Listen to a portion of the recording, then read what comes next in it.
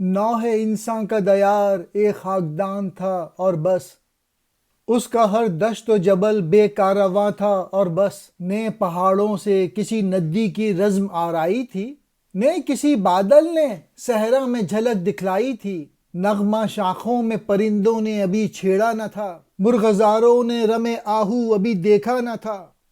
اس کے بحر و بر تھے یکسر بے تجلی ہائے جاں، بن گیا تھا اس کے پیکر کی ردا اٹھتا دھواں۔ آدمی کی دنیا اس وقت صرف مٹی کا ایک گھر تھا،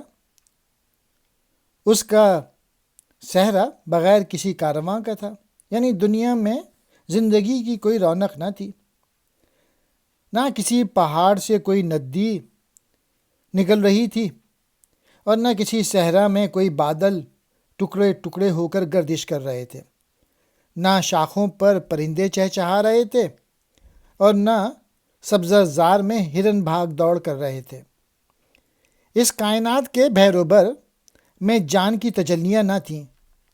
اس کے جسم کی تیل سا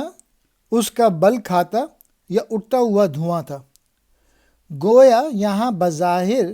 سب کچھ تھا لیکن دلکشی اور رونق اور رنگ اور تجلی سے خالی تھی دنیا۔